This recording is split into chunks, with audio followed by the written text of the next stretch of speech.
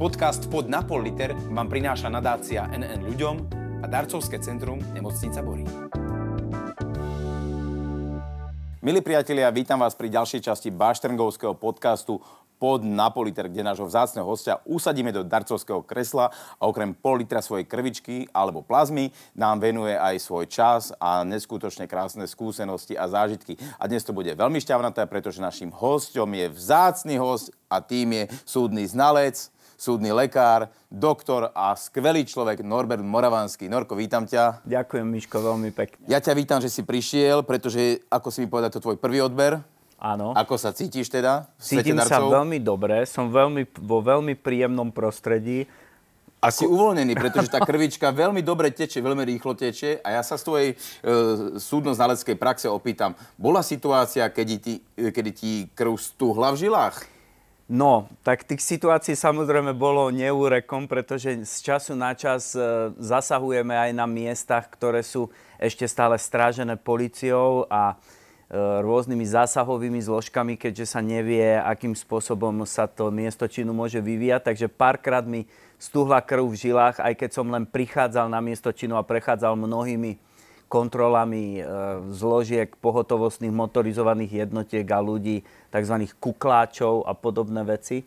Takže áno, spomínam si aj na takúto situáciu, ale možno, že pre tvojich divákov a respondentov by bolo zaujímavé to, že keď sa vyľaká súdny lekár, ako to vlastne vyzerá, a to bola situácia, na ktorú si rád spomínam, pretože bola hraničná a naozaj som myslel v tej chvíli, že ja sám skončím na koronárnej jednotke, pretože sme boli privolaní na relatívne rutinnú prehliadku tela zomrelej osoby v rodinnom dome.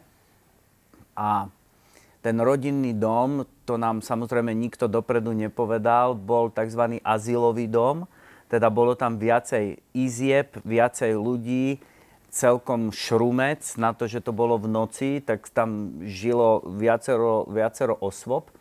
No a osoba, ktorá nás privolala, nám len ukázala, že tam v tej zadnej izbe, tam bude to telo toho neboštíka, na ktorého treba urobiť prehliadku a rozhodnúť, čo ďalej.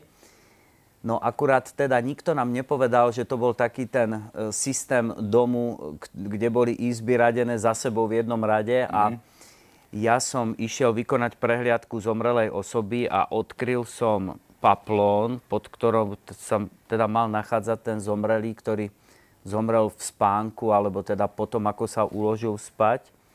No a ako som si prisvietil tou čelovou baterkou, pretože ma upozornili, že je tam zlé svetlo, alebo dokonca, že tam je vypnutá elektrika, tak ten človek sa na tej posteli posadil a pozrel sa na mňa a bez slova mi povedal, že to nie ja, to tam ešte jedna izba je.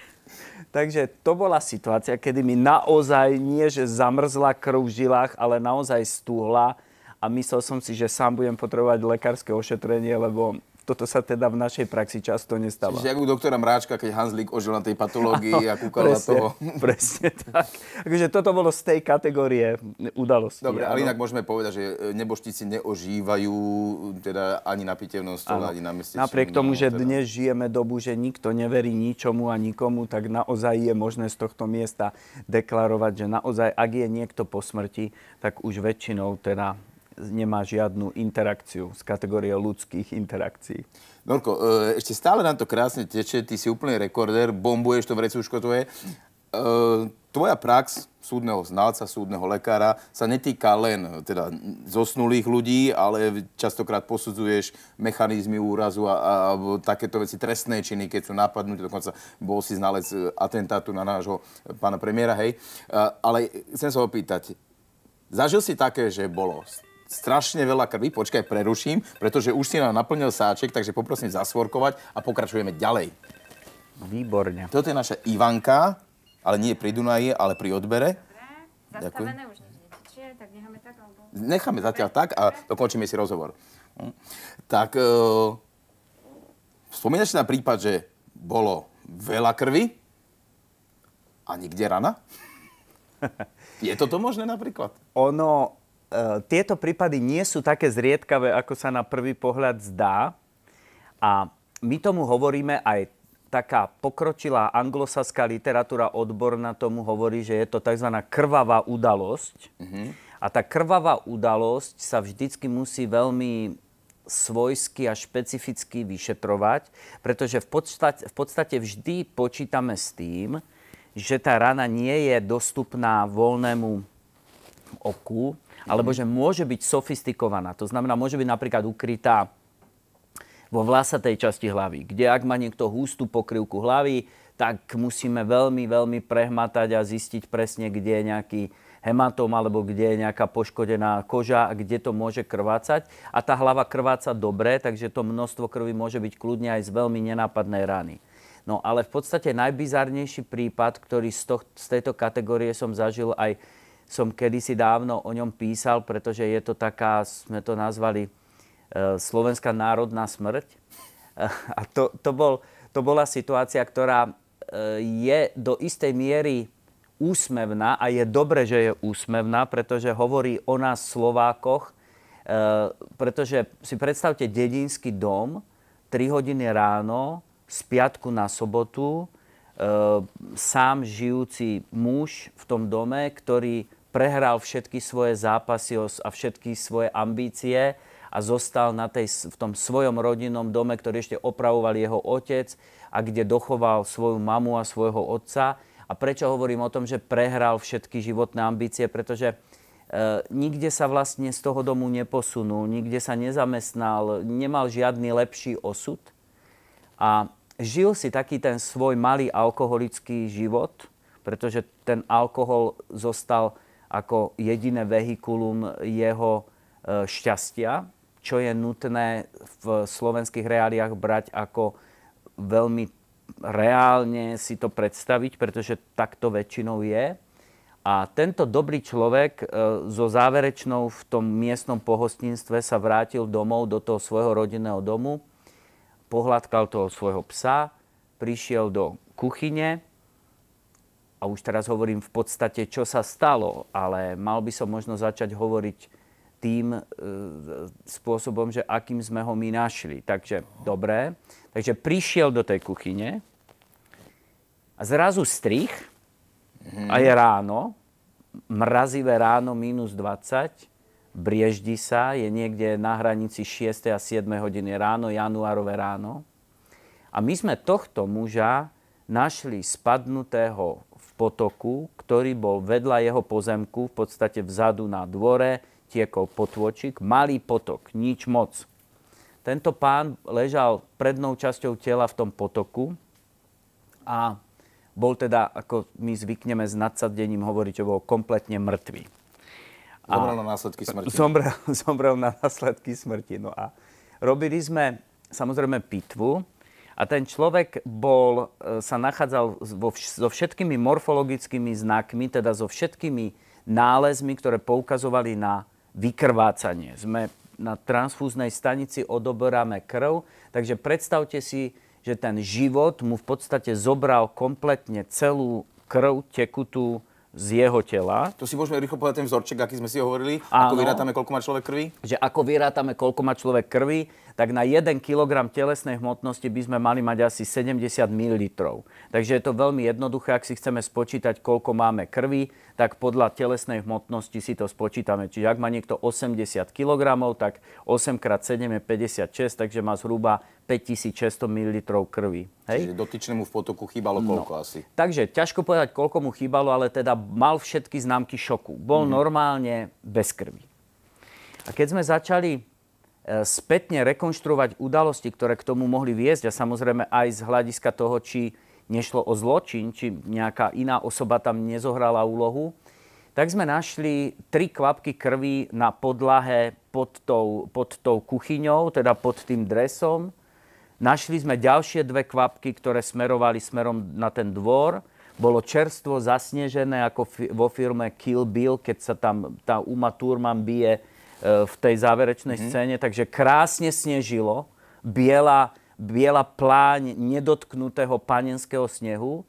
2 kvapky krvi v strede záhrady, 1 kvapka tesne pred tým potokom a muž, ktorý je dole tvárou v potoku a mŕtvý bez krvi.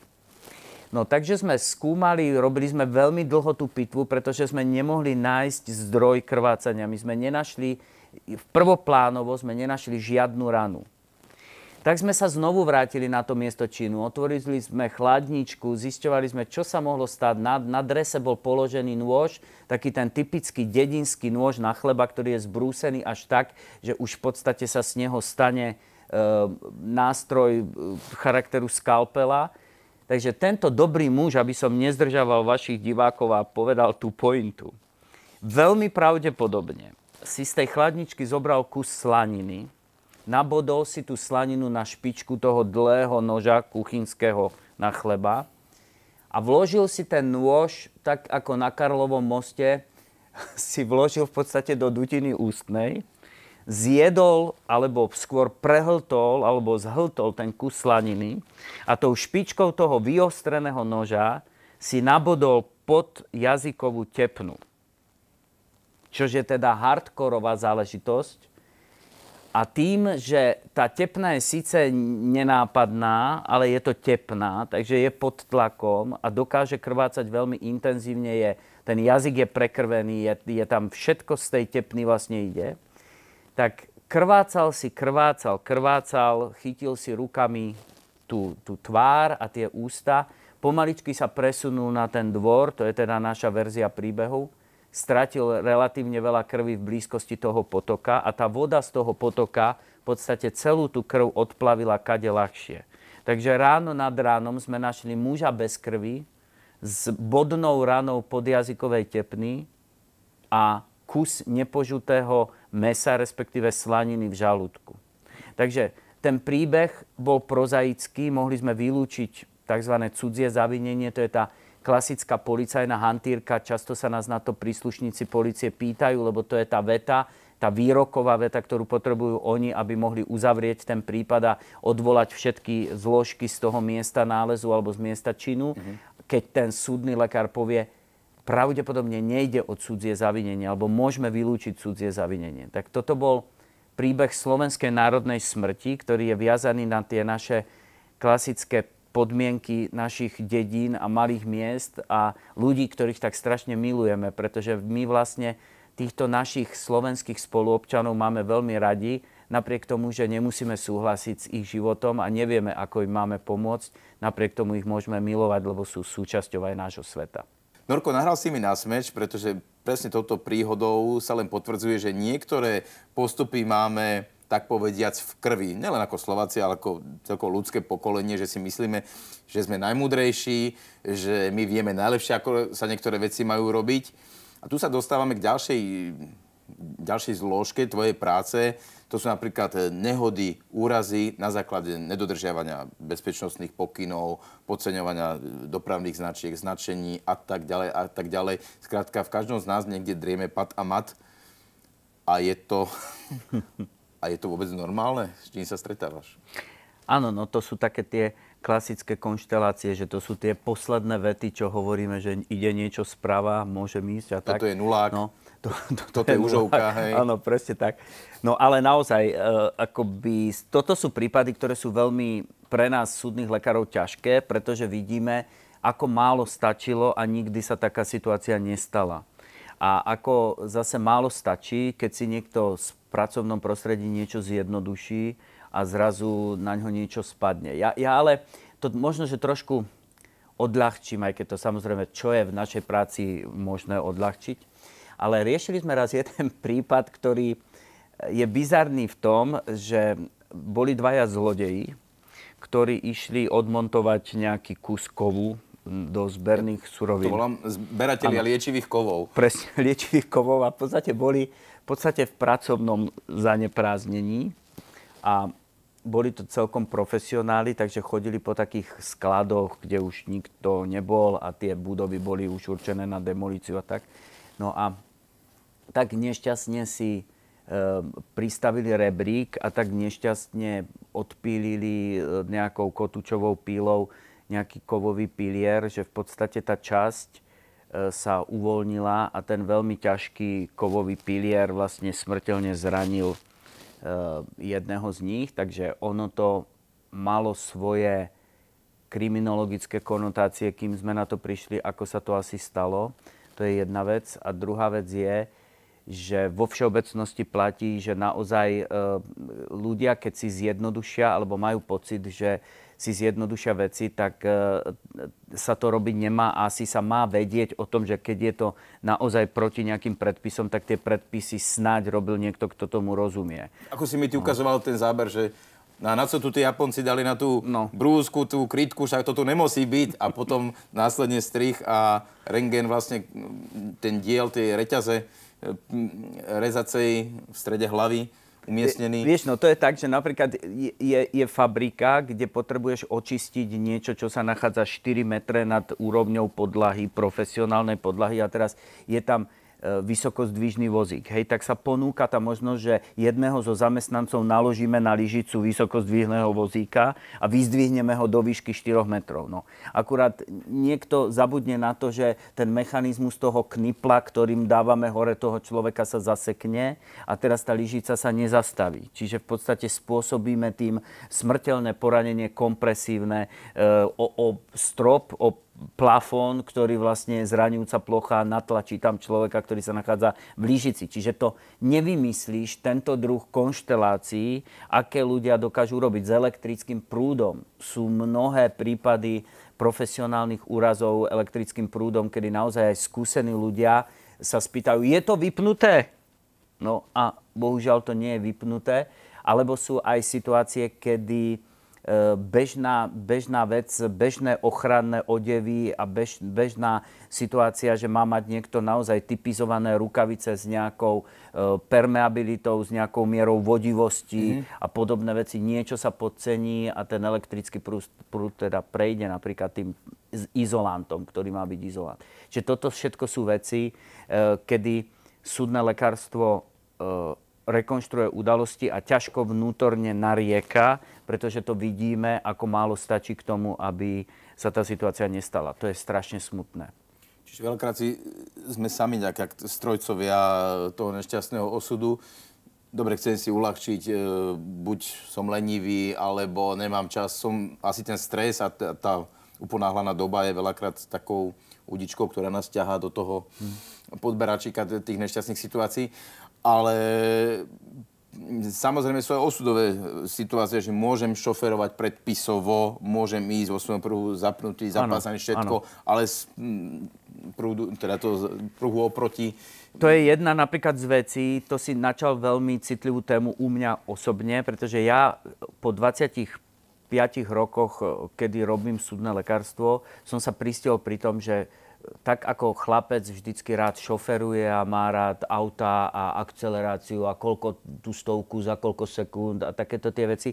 Mne toto také motoristické hobby začalo byť úplne cudzie a zisťoval som hlboko, že prečo tomu tak je. Od 10 rokov som chodil na babete, otcovi som zobral babetu, išiel som skákať motokros na babete a podobné veci. A zrazu to skončilo a nepokračovalo. A rozmýšľal som, že prečo ma to nevzrušuje a zistil som, že je to práve kvôli tomu, že asi teda si to racionalizujem, že je to kvôli tej práci.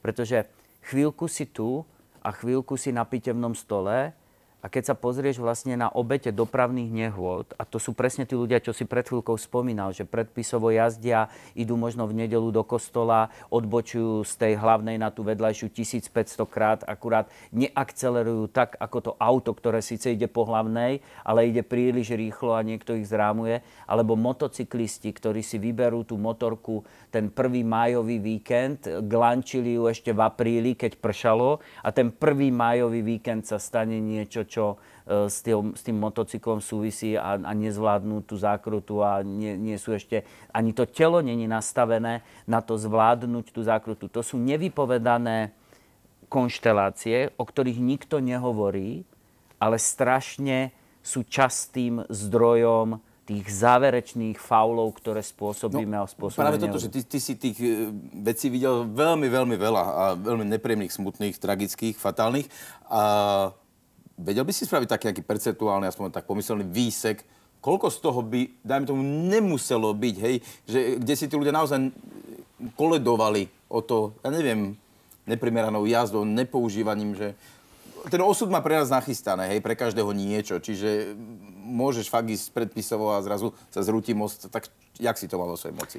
Je to taká štatistika malých čísel, ale ja nemôžem nezabudnúť na jednu okolnosť, ktorá sem síce nepatrí do tejto debaty, ale v podstate je to istý druh nehody, psychické nehody, a to sú samovraždy. Že v podstate z 10 prípadov, keď máme priemerne 1 prípad, 2 prípady, kedy sa zanedbá nejaký pracovný predpis, pracovný úraz, je to viac menej raritná záležitosť v súdnom lekárstve, nie je to tak časté. Dopravných nehôd je samozrejme viac, aj keď v poslednej dobe tie dopravné nehody ubúdajú, tie počty.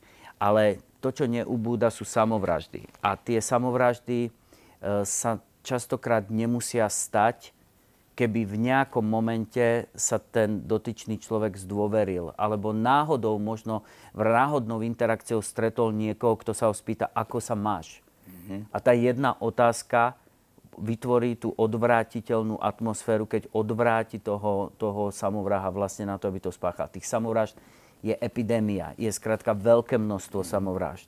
Môžeme tu polemizovať, prečo to vzniká. Áno, je to jasné, zmenili sa mnohé pomery, svet už nie je taký, ako býval. Ale cítime hlbokú úctu k tomu jednotlivému ľudskému osudu a vnímame, že naozaj nevieme, čo urobiť, ale niečo sa môže stať na to, aby ten samovrah to nespáchal. A toto je vec, ktorú súdne lekárstvo má skúmať a máme dávať spätnú väzbu a máme sa tým zaoberať.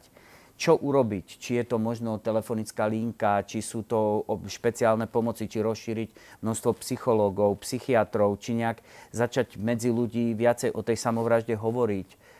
Možno sa kedysi ľudia viacej rozprávali, vieš, že dneska sedia vedľa seba a si to posielajú cez telefón, alebo... Toto ma vždy akoby veľmi mrzí, takže aj taký ten pomyselný odber krvi, keby som mohol dať komukoľvek tú energiu a tú motiváciu dožil, aby to neurobil, toto by bolo veľký sen súdneho lekárstva, pretože toto je celosvetový obrovský problém. Tak Norko, využíme tú príležitosť, teda, že ťa tu máme. Keby si mal, teraz tú možnosť, ja ti ju dávam, povedať našim divákom, ľuďom, ktorí budú sledovať tento podcast, nejaké také tvoje, taký ten vzorček ukutý na základe toho, čo si v živote videl pri svojej práci, že ľudia robte toto, alebo nerobte toto, rozmýšľate takto, chovajte sa takto. Ja možno poviem to, čo hovorím svojim študentom medicíny, keď si vyberajú povolanie lekára, keď sú tesne pred tými štátnicami. A ja im vždy poviem, máte ešte posledný taký oddychový čas. Takže teraz, keby som to mal zovšeobecniť, tak ten oddychový čas by si mal dopriať každý človek na to, aby dokázal vnímať a počúvať svoje vnútorné impulzy, ktoré mu niečo chcú povedať. A či je to intuícia, alebo sú to nejaké veci, keď napríklad dnes je piatok a viem, že dnes tá doprava bude veľmi náročná a viem, že som vo veľkom meste a viem, že do druhej, ak neodídem z toho mesta, tak po druhej už odídem horšie. Napríklad interakcie šoférov, ktorí idú v kolóne. Toto sú napríklad všetko spúšťače strašných situácií, ktoré môžu končiť dokonca aj fatálne, že niekto niekomu ublíži. Toto si začínam všímať aj ja sám, že ako jednoducho vznikne konfliktná situácia. Ale čo chcem tým povedať? Aby sme mohli urobiť nejakú prevenciu, či sú to samovraždy, alebo je to aj agresia vo všeobecnosti voči iným ľuďom, musíme rozumieť svojmu vnútru a musíme nájsť tie ventily, akým spôsobom si povedať, dobre, tak teraz ešte 5 minút posedím v tom aute, ale som tak nahnevaný, že sa teraz nepohnem, lebo na tom kruháči určite je šanca, že ma niekto vytočí. Tak odídem o 10 minút z toho parkoviska neskôr. Viem, že som na nejakej konferencii, strávil som príjemný večer niekde v bare, tak naozaj ešte ráno sa pôjdem o tie 3 hodiny prejsť do toho miestneho parku a potom až sa začnem rozmýšľať, ako sa vrátim domov. Toto sú tie veci, ktoré poznáš určite aj ty, že máš náročné natáčanie, náročné divadelné predstavenie a v tom emocionálnom výpätí ísť okamžite sa tváriť, že bežné úkony šoferovania budú fungovať, no nebudú. Musíš mať ten predel. Čiže napríklad sa aj nechať doviesť niekým, kto vie dobre šoferovať a povieš si, prosím ťa, poď ma zobrať, lebo ja radšej na zadnom sedadle vybavím 20 mailov a radšej sa budem dívať z okna na ubiehajúcu krajinu. Akoby nepreceňovať sily v bežných úkonoch aj vo vzťahu k výchove detí, počúvať svoje deti, najmä tínedžerov, keď ten 17-ročný chlapec, tvoj syn alebo tvoja dcéra povie, teraz by som ti chcel niečo povedať, tak vtedy byť pripravený. Ten dospelý má vtedy držať pec a vtedy má počúvať, pretože už sa tá situácia nemusí zopakovať. Čiže ak ten tínedžer ti povie, teraz mám nejaký problém, koľko je takých situácií, kedy ten dospelý povie, no teraz nie, ja teraz nemám čas, však teraz ideme, pozri, mám plné 2 ruky s taškami. Tie tašky treba položiť a treba ich počúvať, lebo tá situácia sa nemusí zopakovať. A to je tá obrovská životná škoda, keď to vlastne zistíte, že tak málo stačilo. Čiže ja by som, to není krédo, ani veľké slova, rozumejme a snažme sa čo najviac rozumieť svojmu vnútru, pretože nikdy nevieme, ktorou vnútorným porozumením seba samého sme schopní pomôcť tomu druhému. To je dôležité. Ale ten čínsky majster, počúvajte svoje srdce, srdce vás nikdy neoklame. Presne tak. Tak. Norko, máš za sebou svoj prvý odber, aké to bolo? Bolo to veľmi príjemné, ani som nejak si to neuvedomil, chvála Bohu. Ja som veľmi rád, že si to takto absolvoval, že si nám porozprával neskutočne krásne veci, aj keď niektoré sú teda za hranicou logiky a normálneho zmýšľania, ale život je veľký scenarista. Ja ti odozdávam tvoj pol-liter, ešte sa s ním poláskaj, rozlúč sa s ním a zaželaj mu niečo na cestu, lebo ide do sveta a ide robiť dobro. Ja nejako nemám rád moc veľa veľkých slov v súvislosti s tak bežnou vecou, ako je darovať krv. Bežnou vecou z hľadiska toho, že je to len kvapka v mori toho, čo potrebujú naši pacienti a nie len naši pacienti, ale asi pre mňa ako pre súdneho lekára, ktorý sa často venuje mechanizmom rôzneho úrazového deja, by som si možno prijal, aby táto krv ako jedna z krví, ktoré tu dnes budú odobraté, zachránila život pacienta, ktorý bude v reálnom ohrození života a možno, že bude čakať práve na to, aby tú plnú krv dostal. Takže ak to má prispieť, tak bol by som veľmi rád a ďakujem za túto skúsenosť. My ďakujeme za tvoj čas, za tvoju krv a za tvoje skúsenosti a krásny rozhovor. Dámy a páni, hosťom bol súdny znalec, súdny lekár Norbert Moravanský. Všetko dobré.